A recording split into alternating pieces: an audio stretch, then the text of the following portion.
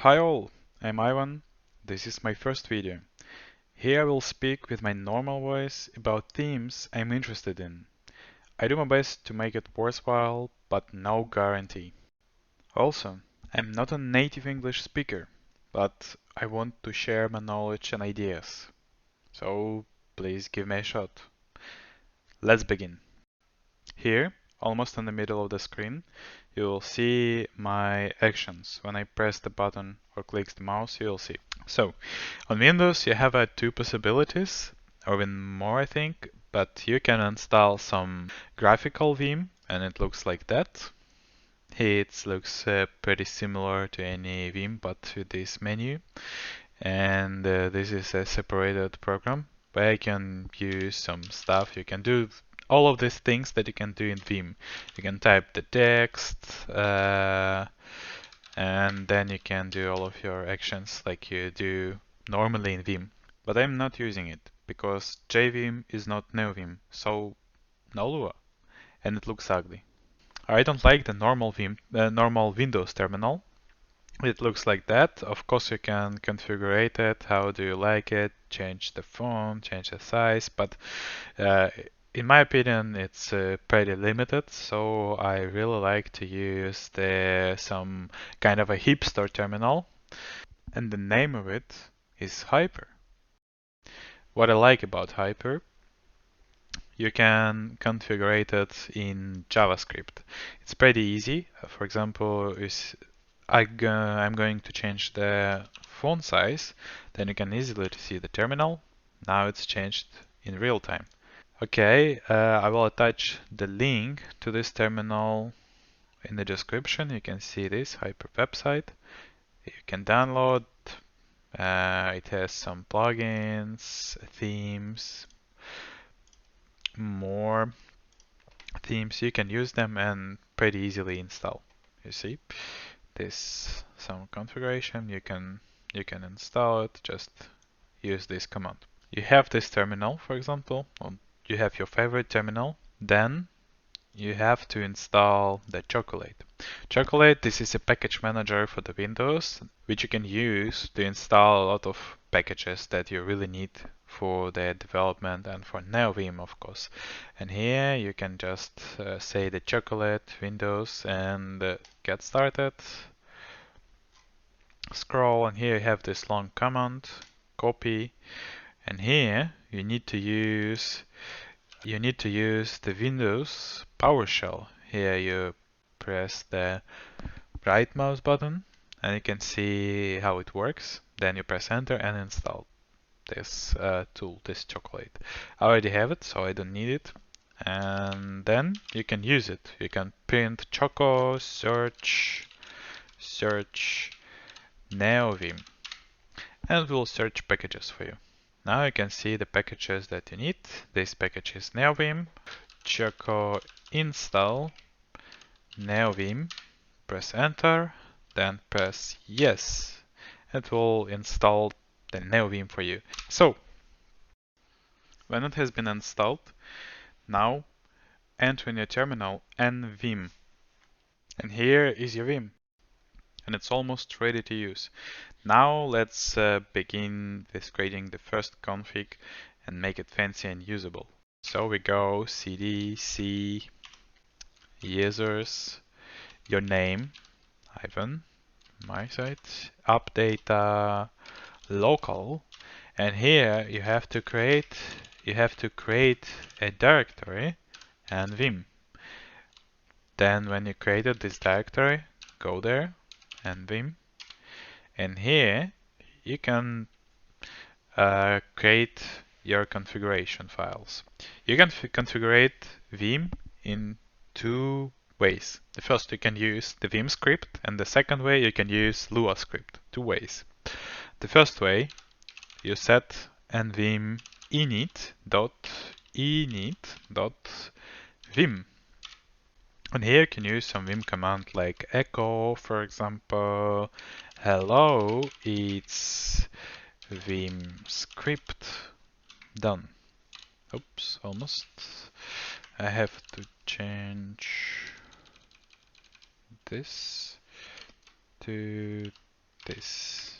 So save it, and when I run Vim again, look at the bottom, look here, you see, hello, it's Vim script. All of your results printed here. And you can set more options, like notice that we don't have line numbers, but we can set number and save it and close and open again, and now we have a numbers. That's how you can use the Vim for numbers. So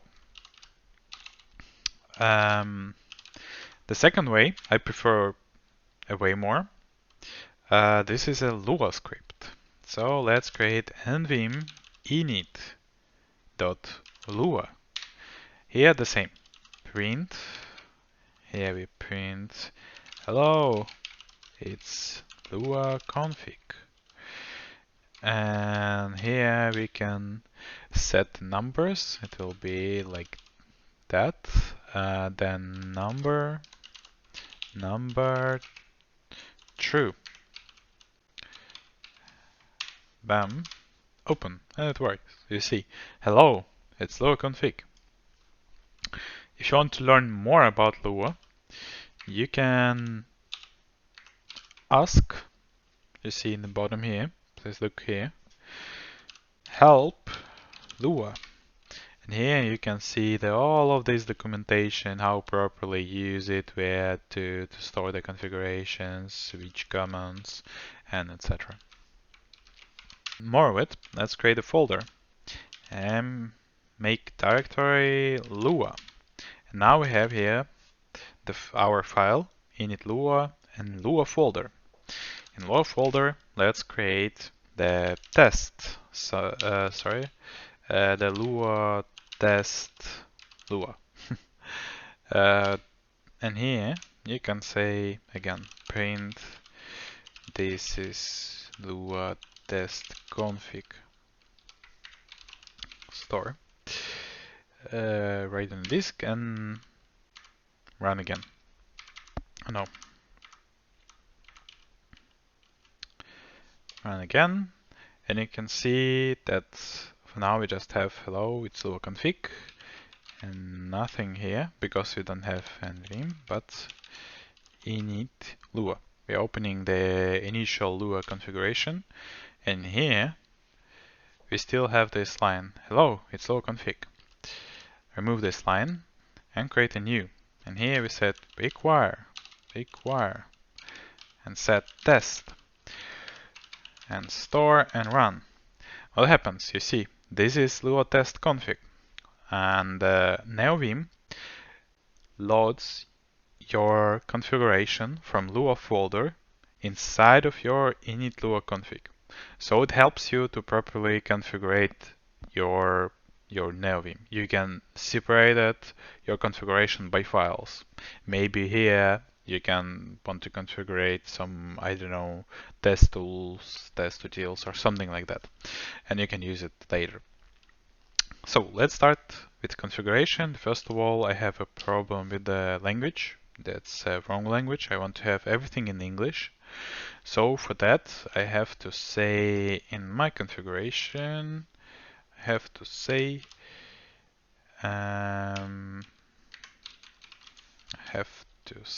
here Vim API nvim execute language English US and set it true. Now you see this wrong language here. When I'm start and run it again, you see that's proper language. When I set insert mode, the proper name, insert mode. So it works, the language works. In Lua also you can set the comments, language like this, and then set some inits. This is kind of a shortcut. You can say vim this configuration, the whole editor. This is editor options. Then the buffer options, vim BO, BO. Then WO Windows options vim.wo and basic setup, basic setups. And here, the most basic setups that what we really need, that's a number. True. And if I rerun it, you see the numbers, and it works, right? The proper language, proper numbers. Then I really like to jump between the configuration. For example, I want to jump between lines. If I press 4 and then K, I jump 4 lines up. If I press 2 and J, I jump 2 lines down. But it's really hard to calculate all of these lines. If, for example, I'm on a 5 line and I want to jump on a 10 line, yeah, I have to calculate that I have to press 5 and J, but it's possible to have more of them. It's possible to have something like that. And when you're on a 21 line and you want on the line 34, of course you have to print 13 and jump, but it's not so convenient. It's not so convenient. So let's remove all of this, and then WO. This is a Windows configuration and relative number. True. What it does? It works brilliantly. Now, my lines has a relative numbers. When I move down, you see all of these line numbers is changed. So if I want to jump on a 7 line, I press 7 and K, and I jump 7 line up. Or I want to jump on a line where all numbers, so I press 8 and J, and I'm there. So it's very convenient, very convenient. Then I want to see where is my cursor. Cursor line, true. And now I'll see the cursor line. You see? This is my cursor line. I want to have a sign column. This is a special column on the left side that helps me to see some marks like git commits or changed lines, or for example the bug points and etc. So it looks like sign column true. Save and rerun. Oh, of course, I mistyped something. Sign column. Sign column. Let's see. Yes, I mistyped the type, of course. Help. You can sign column search. And now you can see in the help that it could be yes or no or some auto number. So I want to have it yes always. So I mistyped that. So yes. Star and run. And now you see this is a sign column. You can see some debug points and etc. And let's move on. The next parameter is WO wrap false. I don't want to wrap my lines if my line is too wide, that it's outside of the window. So if it's true, Vim will wrap the line, and I don't want it. It just the Vim doesn't change how it's written in the file, but it's changed how it's displayed, and I don't like it. I want to have a line in the whole size. But because I'm a developer all the time, I'm trying to write the short lines, so I don't need it really. Then, if you really want it, you can set the color column and set it to, for example, 79. That's preferably the good number. And now you see this line. These lines show you how long could be your line. And it's just the best practice to have it like this. But I don't need it. I think I feel it, and I don't like this visual noise. Let's continue. Then the most important things, syntax, true, and rerun. And now we have a syntax on. Um, it was on by default, but we still need to set it in configuration. Let's continue. Then we have to set the show mode. What is the show mode? Now when I press enter, or sorry, you see the insert mode. That's within here. I don't need it. I know in which mode I am. Like here, I'm in visual line or in visual mode. I don't need it.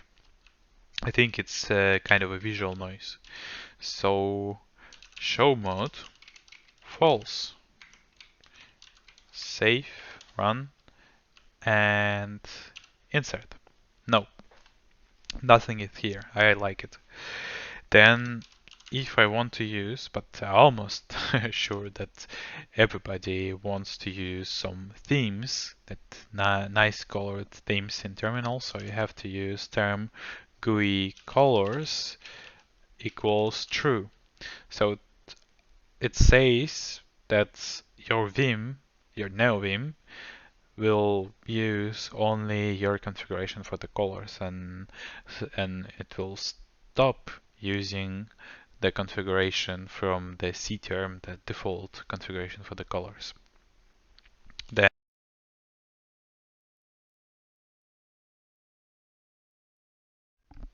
Then I don't like the error bells. Oh, error bells. That's a beeping sound if something wrong in your Vim. I don't like it. It happens when you reach the end of the line or you're trying to type something and it doesn't work. So I don't like this beeping sound, and I turn off that parameter. Then the smart case option. How it works. For example, if you have this option, ignore case true, start run, and now you start search. Look here in the bottom, and now I'm searching for syntax. It's not enough. Let's type it like syntax equals something to write, and now I search for syntax. You see that normal syntax and syntax with just the Vim ignores case. But I think for the developments it's useless, and I really want to use the case. So for that, smart case true.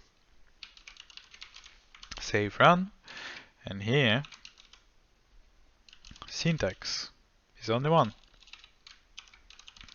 Now syntax only this, so it's case sensitive. I prefer to have it case sensitive.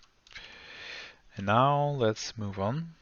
The next parameter that I want to use, this is a sign column for the whole editor. True. Oh, sorry. Yes. And then line space equal 8. It depends on your font size, but if this sets a number of pixels in lines inserted between characters, it helps untouch your characters if you have a very narrow glyphs. If your font has a very narrow glyphs and they touch each other, so you can use this parameter to change it pretty easily. I prefer to have it 8. Then let's continue. And the next one is a tabulation. That's pretty important in the Vim, because for now, let's store it when I press stop. I moved here. It's pretty far. I don't know how many tabulation I have here, but what I prefer is to set the tabulation like that. Tabs, oh sorry, tabs and shifts. And here we say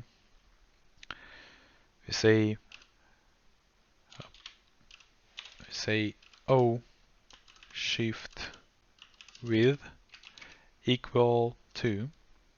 So this is a number of spaces to use for each step to indent. What does it mean? It means, let me rerun it. The indent, when you press this, it does it, you see? The 2 spaces. And then back. Let's comment it out. Story 1. And now, if I press the same, it moves pretty far. I don't like it. I need only 2 of them. Then let's move on. Then the tab stop. Again, if you remember that, tap pretty far. Set to store run. Then 24 tap 2 stops. I prefer to have it. But now tap, you see, this is a real tap. I don't need it, and I want to have a tap like spaces. My tabulation becomes a spaces. So 26 and then go. This parameter converts all of my tabulation into spaces, not by the tabulation. Then I also have to set the soft tab stops. Stop. This is how many spaces deletes the backspace. How I understand that, maybe I'm not right, but I set it to 2, 2. All of them for 2. And this for I set to true.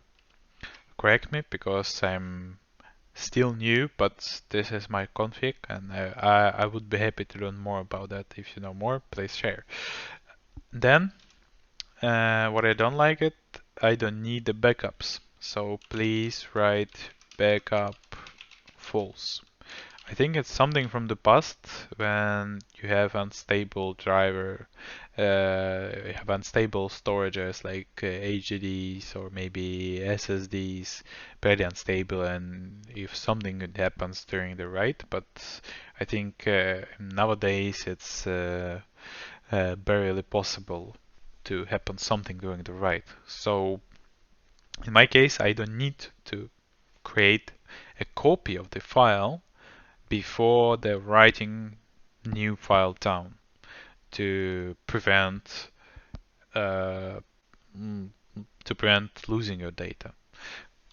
So, and a backup false. I don't need it. Then what I like to have, this is the undo dir. Undo directories.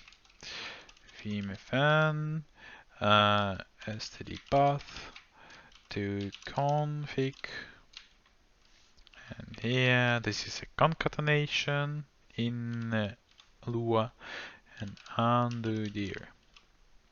So it will create the dir directory with the undo file, where I'll store all of my changes, and I can undo that easily.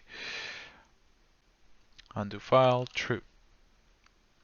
Then I really like to see the search commands in live. So let's set it in C search true. That helps to see all of my commands in live, like help in search. It will highlight them while typing the search command. It's already on, but I want to make sure that it's on. What it does this option. It's pretty nice. You don't need to press enter to invoke this command. It highlights that immediately.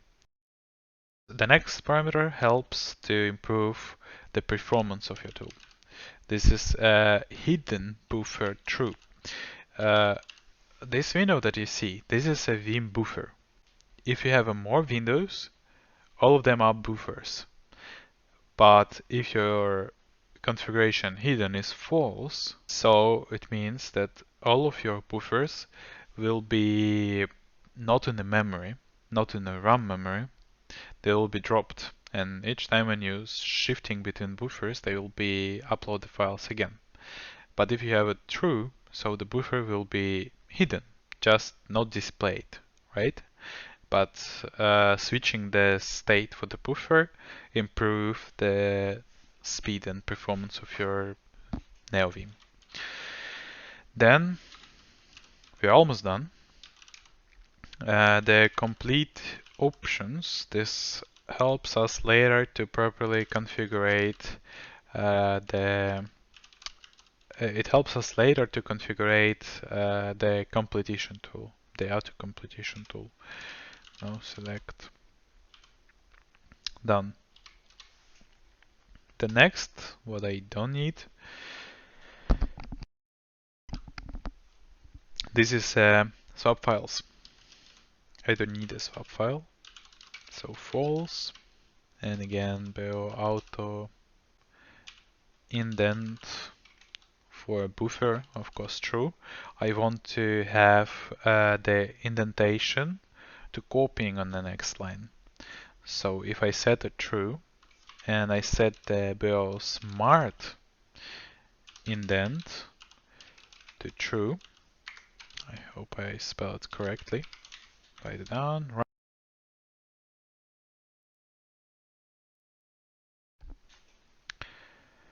Here we can set the following parameters.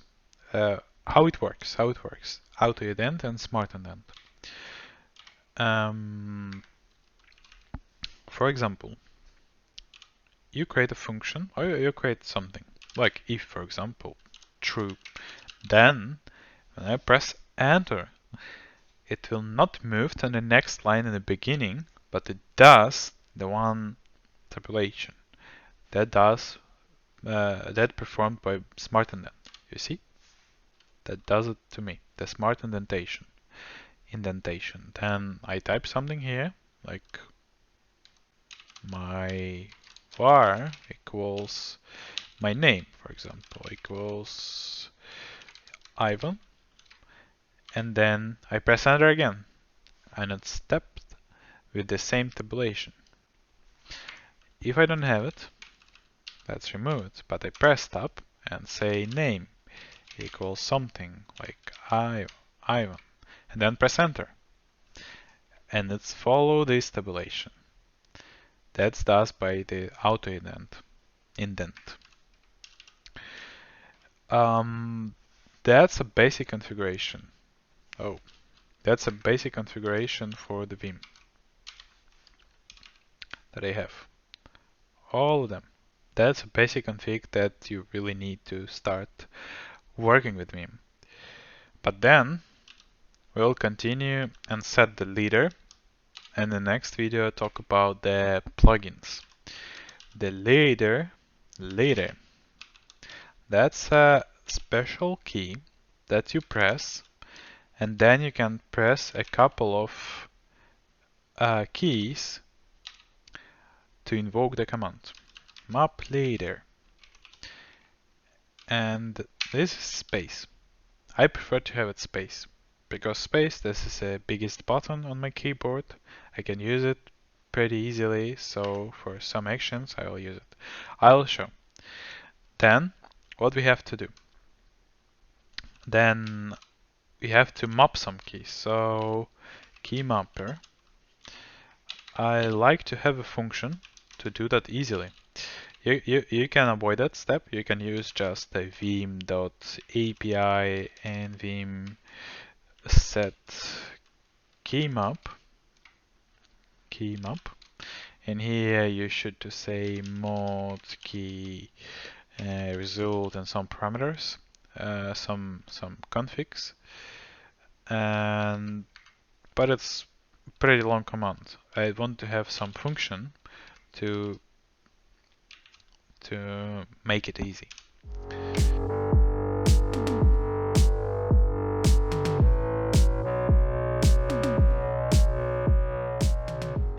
And we are here.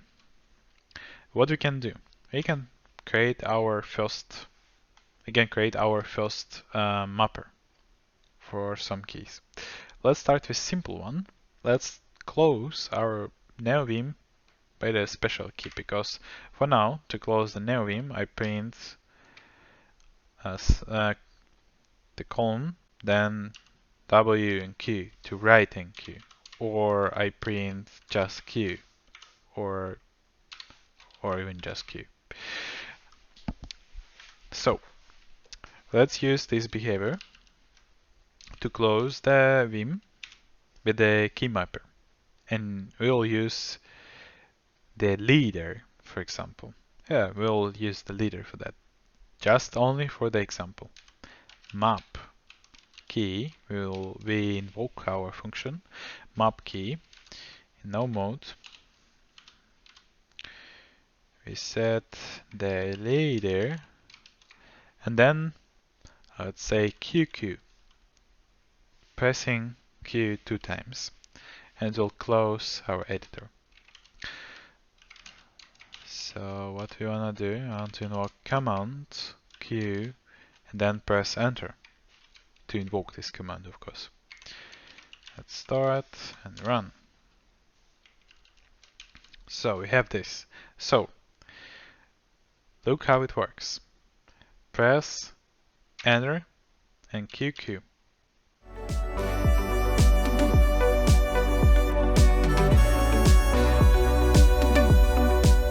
So because the QQ doesn't work, it's better to use something like Shift Q.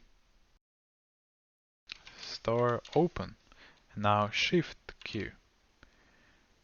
See, again, Shift Q. It works. I prefer to have it like Shift Q. It's more convenient, in my opinion.